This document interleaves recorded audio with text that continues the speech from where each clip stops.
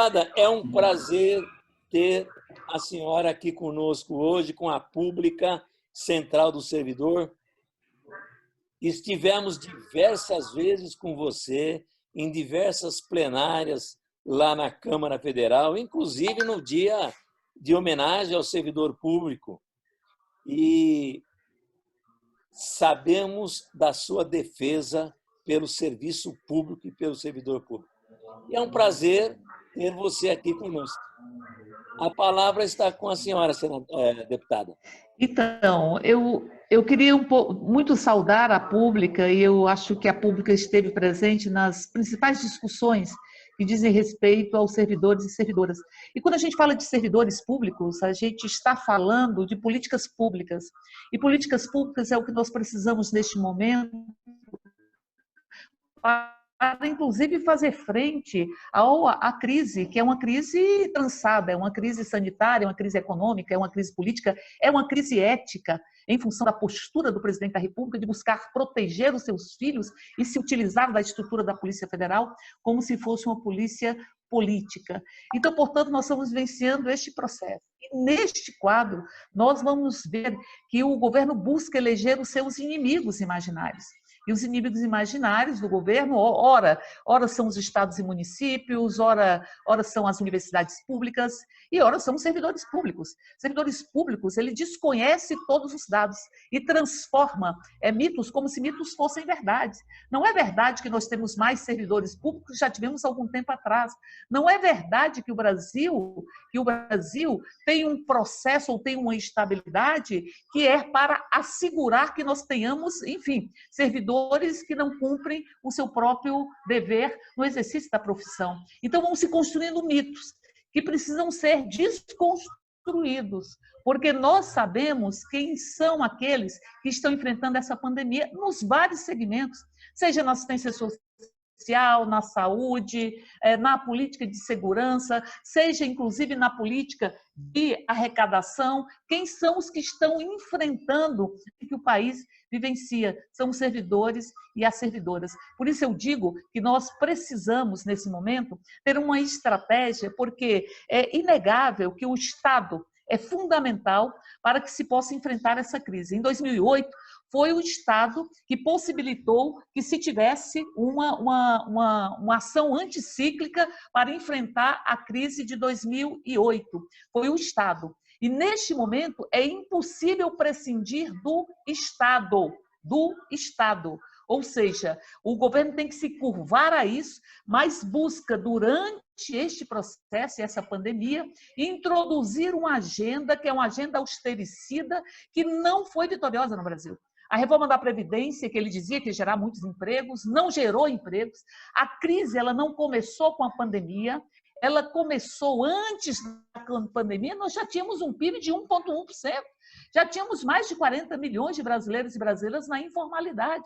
Pessoas invisibilizadas que agora lutam para receber ou a primeira parcela ou a segunda parcela do auxílio emergencial. Porque o presidente tira a possibilidade de ampliar, inclusive, o auxílio emergencial. Veja como é cruel a lógica do governo. O governo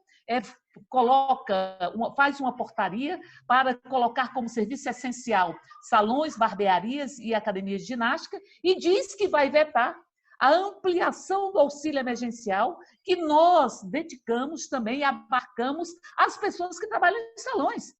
Ou seja, tira ou força as pessoas a romper o isolamento social que o governo sabe que representará milhões de mortes. E o que nós vamos ver hoje é o presidente da República editar uma medida provisória, é o governo das medidas provisórias, editar uma medida provisória para se proteger, para não ser responsabilizado pela sua postura criminosa no enfrentamento à pandemia, proteger o conjunto dos agentes públicos, de que não sejam responsabilizados por suas ações que levam concretamente à morte. E o governo que sempre desumanizou simbolicamente, que hierarquizava as vidas humanas, e agora desumaniza literalmente. Então, veja, neste quadro, o governo busca se aproveitar da própria crise para introduzir uma agenda que é uma agenda austericida.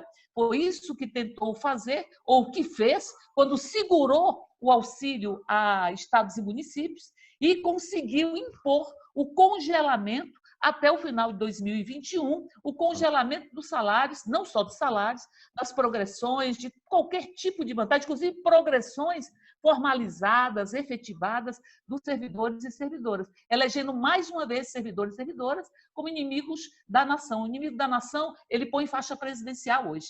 Os servidores públicos são a solução para este país. E veja, e nós conseguimos excetuar algumas categorias que o governo está dizendo que vai vetar.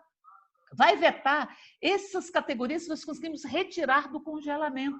Vai vetar, disse que vai vetar. E o que disse hoje o presidente da Câmara, numa discussão, num seminário que foi feito para o pós-pandemia? Ele disse, é preciso aprofundar a reforma administrativa. O que ele disse? Claramente, o presidente da Câmara.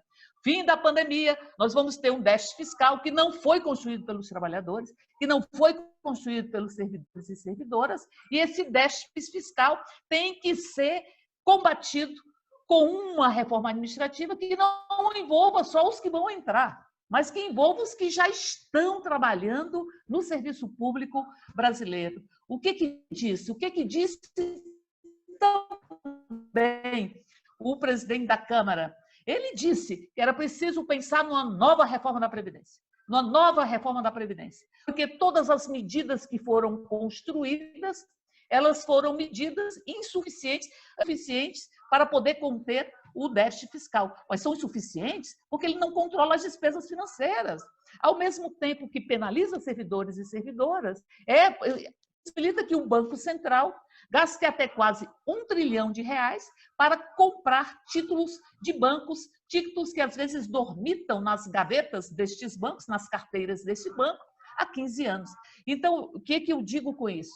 É preciso ter muito cuidado, porque eles estão fragmentando os ataques e introduzindo em várias proposições que estão em discussão na Câmara. Por isso, nós temos que ter muito cuidado para que eles não venham permear, e já fizeram isso em várias medidas provisórias. O governo tem legislado, tem atuado via medida provisória, mas nós fizemos em várias medidas provisórias que nós conseguimos, em algumas, debelar, outras enfrentar, outras derrotar. Mas ele vai continuar com essa estratégia. E, ao mesmo tempo, cria o caos. E o caos, toda política de caos, e o presidente da República trabalha com o caos, ela favorece as soluções autoritárias que foram expressas hoje no artigo do vice-presidente da República, que diz que é impossível governar com imprensa livre, que é impossível governar com o judiciário que funcione, que é impossível governar com o legislativo e com governadores e prefeitos que não seguem uma ordem militar e acatam as decisões do presidente da República. Isso está dito, está escrito. Então, se aposta no caos que aprofunda as saídas autoritárias. Então, por fim, eu queria dizer que é preciso ter cuidado nesse período com essa fragmentação e essa introdução covarde de retirada de direitos e com pós-pandemia. Se a gente não começar agora uma discussão de quais são as propostas que nós temos para o desenvolvimento do país, para a saída, inclusive, da crise fiscal,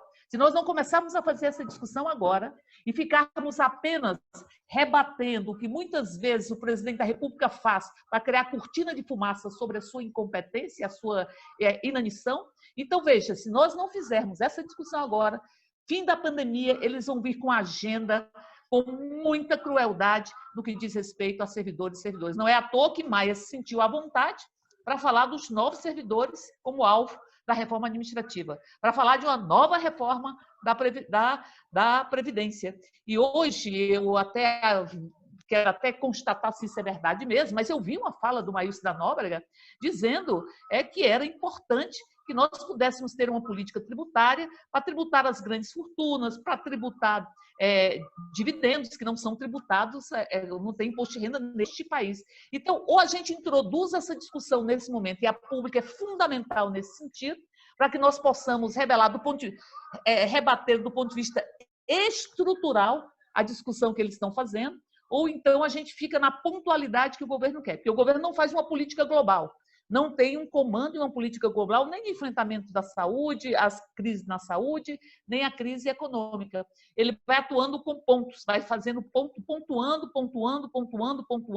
sem articulação, fazendo com que não se tenha o auxílio emergencial, porque há 15 dias o governo disse que ia liberar a segunda parcela, não liberou até o momento, está travando a antecipação do BPC, ou seja, está travando a renda necessária para que as pessoas possam sobreviver. Inclusive, os recursos que seriam destinados a micro e pequena empresa, que os Estados Unidos vai liberar mais de 300 bilhões de dólares. Mais de 300 bilhões de dólares para as pequenas e médias empresas, que é quem emprega. O governo, efetivamente, você só teve 1% do recurso para manutenção de folhas da pequena e da média empresa, ou seja, para efetivado. Então, você tem um aprofundamento do caos, o aprofundamento da crise política, que favorece soluções autoritárias e que favorece a discussão do governo de retirada de direitos. Precisamos evitar que tudo isso aconteça, fazer um observatório, a pública faz muito bem isso, um observatório para pontuar todos os ataques que vêm de vários locais, que vêm dos servidores do meio ambiente, que vai em vários locais, e, ao mesmo tempo, preparar as soluções necessárias para que nós possamos não só enfrentar a crise, porque é uma crise que eu fico muito indignada, porque a insensibilidade do presidente, ela é caracterizada, a gente identifica essa insensibilidade nos fascistas e nos psicopatas também. Porque dizer que o remédio não pode ser mais amargo do que a doença, eu pergunto o que é mais amargo do que 13 mil mortes, que podem chegar a muito mais do que isso, e que estão, inclusive, subnotificadas.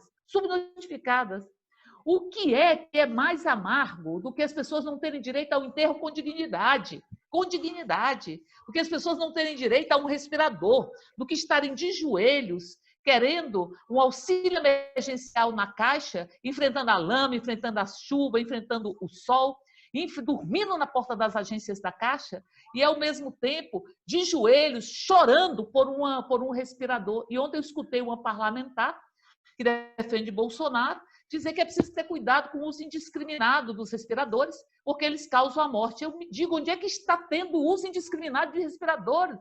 As pessoas sabem que o respirador é a diferença, muitas vezes, entre a vida e a morte. E as pessoas choram porque sabem que o respirador traz junto com ele a possibilidade de vida e não a sentença de morte que o governo está impondo. Então, por isso, eu penso que nós deveríamos discutir essa pauta, fazer primeiro esse observatório, que identificando todos os ataques que estão vindo de forma sorrateira, muitas vezes fragmentada, e ao mesmo tempo apontando com agenda para o enfrentamento da pandemia e para o pós-pandemia, que passa pelo fortalecimento de servidores e servidoras, e passa por um novo modelo tributário, e passa por novas prioridades.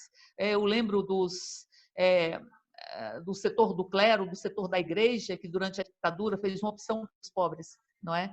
E eu acho que esse governo fez uma opção pelos ricos. Cada dia isso está mais claro. Opção pelos ricos. É isso, e um abraço grande. Nós estamos em sessão, talvez daqui a pouco eu tenho que sair de novo, mas eu não podia deixar de estar aqui para fazer essa saudação para vocês. Que bom.